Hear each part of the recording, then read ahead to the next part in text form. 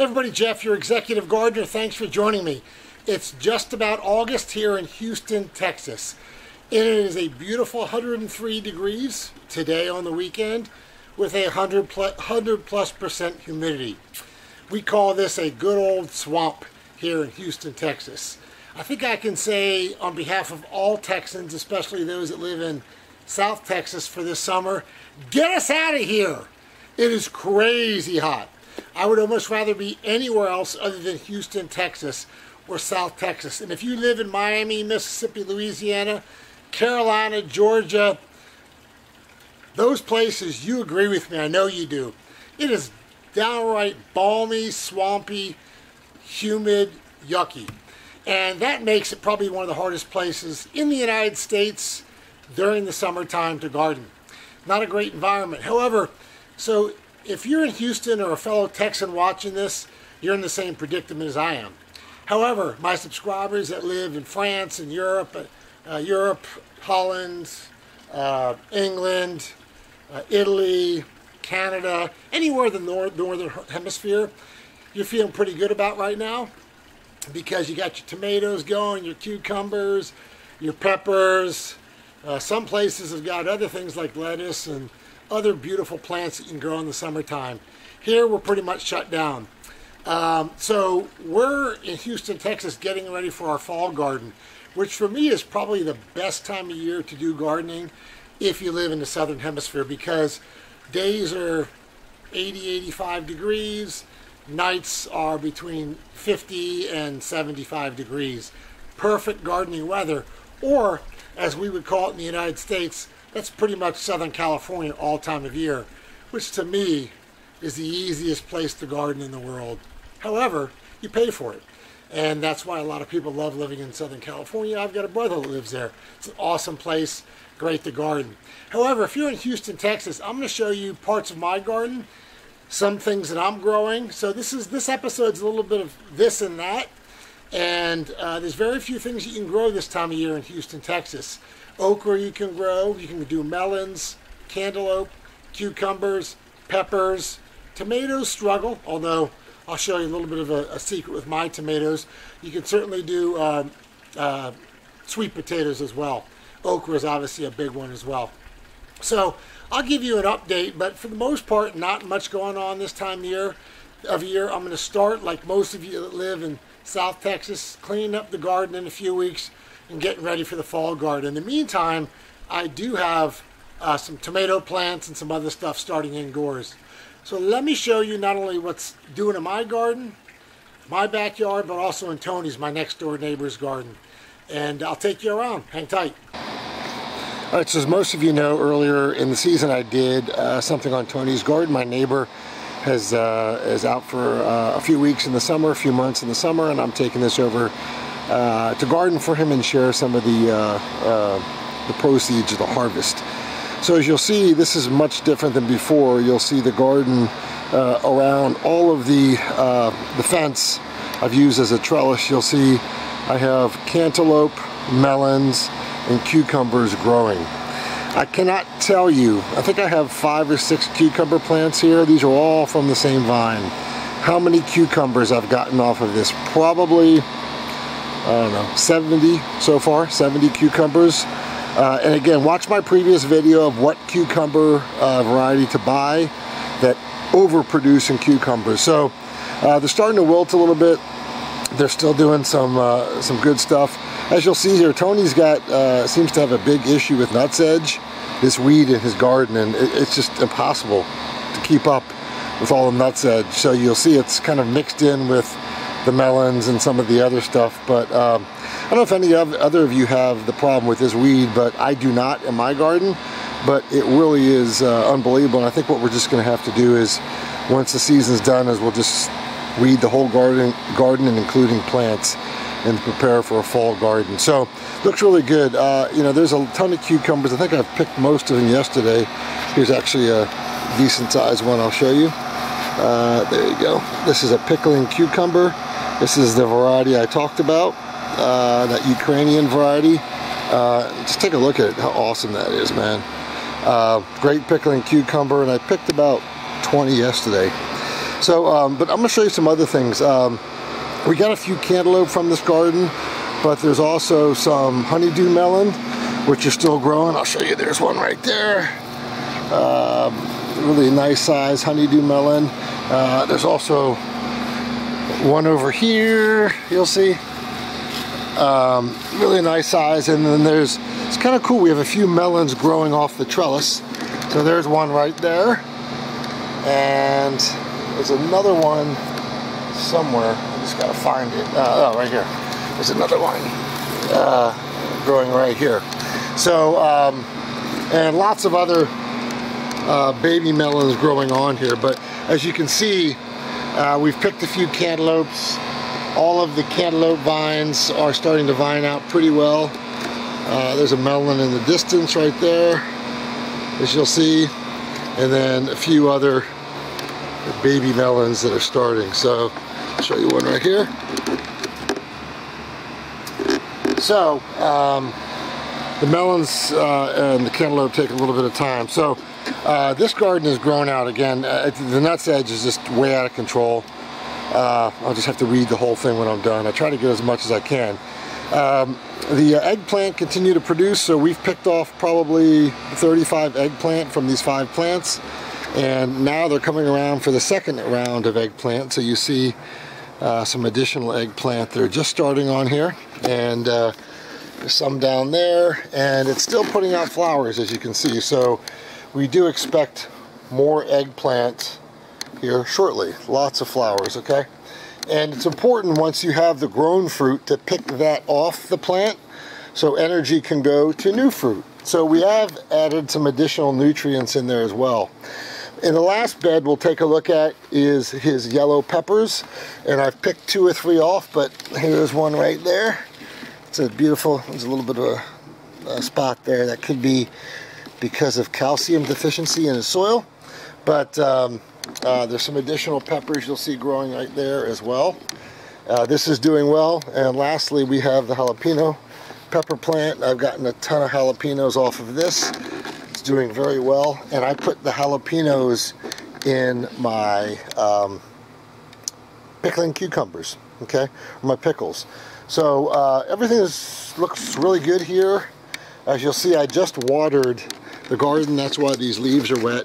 Basically in Houston, Texas, where it's 100 degrees and 100% humidity every day, if you do not water twice a day, your plants will not survive. It's just too hot. So these are some of the plants that do really well in the summer here in Texas. So if you live in Texas, think about eggplant, think about peppers, hot and sweet, think about melons, think about watermelon, think about cantaloupe, and think about squash, and think about cucumbers. Those are probably the things that are going to do the best, in addition to okra in the middle of the summer. Most things just won't be able to tolerate it, like tomatoes. Alright, that's just this section of the video. I'll give you some other updates from other parts of my garden at the house. My grow tower is just about all but done. This thing probably produced about 80 to, actually more than that, 100 to 130 tomatoes, cherry tomatoes, with 3 or 4 different cherry tomato plants. It is getting too hot for tomatoes in Houston, Texas. However, you'll see I do have some herbs that are still doing well and growing here. Okay. And some on the other side as well, tarragon, parsley. So it's doing well. Now, I've said this many times, and I want folks to notice, and I think I'm turning myself into a liar, but I'm experimenting with something. Let me explain what I'm experimenting with. So, as I've told most of you, you'll see here that there's a lot of tomato buds, okay? Tomato flowers that will turn into tomatoes under most situations. The problem is that when it does not get below 75 degrees at night, you typically experience this bud drop or fruit drop, where the things will not turn into tomatoes. I've started experimenting with something. I don't know if it's going to work or not, but it seems to be picking up a little bit. So what I decided to do with all these little blossoms of tomatoes is at night spraying the plant down and the flowers with cold water, and to try to cool it off a little bit. It seems to be helping somewhat. So, if you'll take a look, I'm starting to get some buds, okay? I don't think this will work with a regular tomato plant, like one that does 8 to 6 ounces, but for these little cherry tomatoes, it's starting to help. So if you live in a hot tropical environment and you grow cherry tomatoes, try that out. So right before sunset, you know, spray down the whole plant, the stem, the roots, the flowers, not the roots, the base, the flowers, and give it a shot. And if it cools it down some, it may help. So I'm not getting as much production as I would if the weather was 70, 75 at night or below, but it seems to be working some, and I'm starting to get some fruit where I didn't last year. So try spraying down your cherry tomato plants at night and see if that works. If it does, let me know. If you're growing this, try it for the first time. It's not going to hurt them, certainly, but you may have some of the success I do. Again, I don't expect to get 100% of these flowers turning into tomatoes, but I do expect to get some, maybe 50%. So I'll keep trying it. I just thought that was an interesting update, something I've never tried before. And if it works for you, great. If it doesn't, then that's fine too. But give it a shot. Let me give you another update. Here we are at my pepper garden. Most of the indoor garden is farrow now. There's nothing planted. You'll see grass. I'll weed that at the end of the season. However, the shishito and the Jimmy Dardello peppers are still going strong. And one of the few things in Texas that will continue to grow in the summer. And for whatever reason, I did not experience fruit drop this year. So after I picked my first round, my second round of peppers, now we're at my third round of peppers. Each plant has given me 50 to 60 peppers so far. Part of the reason is that I maximized my nutrients this year by refertilizing just about every 7 to 8 days, to make sure that it had enough of the key macro and micronutrients to keep putting it off. Once the peppers were grown, I got the full-grown peppers off the plant, so the excuse me, the plant could focus on putting more energy to producing more flowers and more fruit. So it was very successful. I'll show you a close-up of some of these in a second. You know, I work in a business in healthcare where people always talk, employers talk about ROI, what's the return on investment investing in this? And I'm going to talk about ROI just a little. So what you see here is one of my shishito peppers that I broke open, okay? And you'll see all these different pepper seeds. One of these, the great thing about seeds, and many of you bought these seeds from me, the great thing about the pepper seeds is that one little seed there, one tiny little seed, as I said, produces 55 to 60 peppers. And I don't know what the cost of shishito or Jimmy Nardello pepper plants are in the market. First of all, you can't even get them in Texas because it's too rare of a pepper. You can only get things like jalapeno and bell peppers and just general type of thing. So if you want to grow your own peppers, a different variety, you got to grow it yourself. Anyway, I have 5 plants here that are still booming, that have been going for a while, and are just maximizing production. Again, I've picked 2 rounds of peppers off each, and each time I pick it, they keep putting out more flowers. Part of that is that I did top the plants early on, and again, I am putting an unbelievable amount of good nutrients on the plant, at the NPK and the micronutrients, about every 7 to 8 days. But let's just get a close-up of this. And again, the ROI on these peppers has been unbelievable. And they're so delicious if you've never had. I'm actually going to be doing a fundraiser here shortly for a nonprofit organization to sell pepper seeds to fund them. And so tune in if you want these shishito or Jimmy Nardello. But let's just take a close-up of this, and you'll see the second round. Now typically when you start to get the third round of peppers here, they typically aren't as big as the first round. I don't know if it's an energy thing where the plant's already put a ton of energy into the first wave of peppers, but the others tend to be a little bit smaller, and these are shishito. And you'll see there's just a ton of these. Again, this is the third round, folks, and you still see buds at the top of the plant. More flowers. It just doesn't stop. Let me take a look at another plant here. Okay, let's give you a close-up. Again, more peppers. And on the bottom you'll see I haven't even picked off all the red peppers that have still yet to be picked. Look at this, more peppers, okay? It just doesn't stop. Now what I'm gonna do to maximize this pepper production is I'm gonna up the nutrients every 6 to 7 days, and I'm just gonna keep boosting it so I can get as many peppers. Look at this. Again, this is the 3rd harvest of peppers on this plant. I mean, just what you're looking at right here, you probably see another 25 to 30, and it does not stop, okay? And this again is a shishito plant with more peppers coming in on it, okay? And at the bottom you even have some of the branches that are going off. Look, it's just more and more and more peppers, okay? This one over here happens to be a Jimmy Nardello, sprouting flowers, a little bit different timing than the shishito, but you've got some small Jimmy Nardellos that are producing here as well. That one, for whatever reason, has a red tip. You want to wait till they get red. So I know it's getting redundant, folks, and I'm just showing you some more of these peppers and these plants. But look how many flower buds, and look how many shishito peppers and Jimmy Nardello peppers there are. Okay.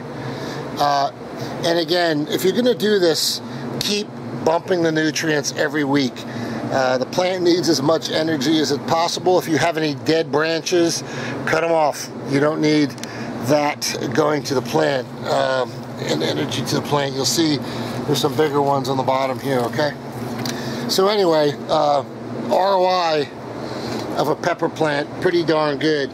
I'm going to see how long this goes. If you're watching this and you live in the South in Texas, or Louisiana or Florida, don't cut your pepper plants down too soon. They can give you 1 round, 2 rounds, 3 rounds, possibly even 4 rounds of harvest if you keep the nutrients, you keep them pruned and do them right. So let me show you what some of the other things I'm growing in my backyard, because again, there's very few things that will continue to grow in this brutal heat in Houston, Texas.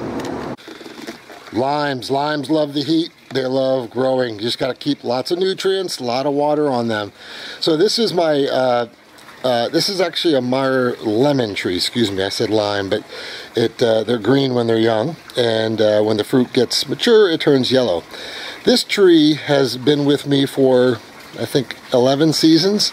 It's always been in this pot. We keep adding new soil and nutrients every year, but it's controlled. It'll only get a certain size. The roots will only get a certain size because the roots are inside that pot. But let me give you a close-up and just show you what some of these Meyer lemons look like. There's just a ton of them, okay? A ton of limes, okay, for a little tree like this. So if any of you live in an apartment or a condo and think that you can't have fresh lemons, think again. This pot doesn't take up but more than 4 by 4 feet by 4 feet. Every year it's important, you got to keep pruning it, get off the dead branches, allow the new branches. You got to keep putting nutrients in it so you get lots of buds and lots of flowers. But as you'll see, just tons of lemons, okay? And let me give you another pick, and I have another Meyer lemon tree back here that is in the ground. It's supposed to be a dwarf, but if you live in Texas, nothing is dwarf because the amount of rain we have. But this is absolutely loaded. So this is about 8 feet tall, okay? We did prune it back, believe it or not, but another Meyer lemon tree, okay? And it is loaded with lemons. Unbelievable. Now, interestingly, I did have a white fly problem that I took care of with organic means, but it actually didn't hurt the plant at all. So let me give you a close-up of this. As you'll see, lemons, there's probably 150, 200 lemons on the tree, okay? This branch is weighed down because there's so many lemons. I mean, look at this. It's way down, the branch. And there's lemons as far as the eye can see, okay? Lemons, lemons, lemons, okay? Just loaded with lemons on the other side too. So we will have lots of lemonade, but again, on the off season, you gotta make sure that you prune this thing back and allow for new growth. Now it's interesting, I also have a nectarine tree. This is supposed to be, this is a perfect example. In Houston, this is supposed to be an 8-foot dwarf nectarine tree. It is currently 20 feet high, okay? And we did prune it back last year, but because of the amount of rain we get in Houston, Texas, nothing is dwarf. I have another dwarf Meyer lemon tree over there. Excuse me, another dwarf nectarine tree over there. That is about 25 feet high. Both of them supposed to be 8 feet. They're dwarf, semi-dwarf trees. Again, so I'm warning you, if you're in Texas, nothing is dwarf, okay? My apple tree back there, we've already eaten all the apples, they're gone. However, what's happening is my cucumber tree, and we talked about my cucumbers, are growing up my apple tree, as you'll see here, and using the apple tree as a trellis. So as you'll see, the cucumbers are growing in the apple tree, okay? How cool is that? Nature's amazing, huh? I have cucumbers growing up 7 feet in my apple tree, okay? And we'll continue to get some more cucumbers. Again, get this variety. I want to keep repeating, but look how many female cucumbers are on this variety. You can watch my video a few videos ago about how to be effective, what the best variety of pickling cucumbers is, but this is it. So I think that's pretty much a wrap of what is still growing here. I also did grow some onions. I did grow some carrots, but pretty much we're going to get ready for the fall garden. I'm going to have tons of peppers, tons of limes, tons of cucumbers, and tons of eggplant. But great things that you can grow in tropical hot climates that thrive. Again, some of the other things we talked about: okra, melons, sweet potatoes, all of them do really well in 100-degree weather, as long as you keep putting enough water and nutrients in them. So that's it from the Executive Gardener channel. I just wanted to give you an update. I've already started growing my tomatoes inside and some other things for the fall garden, and I'll give you an update as we go along, but there's not much growing here in Houston, Texas as we near August. Talk to you soon. Jeff, your Executive Gardener. Bye.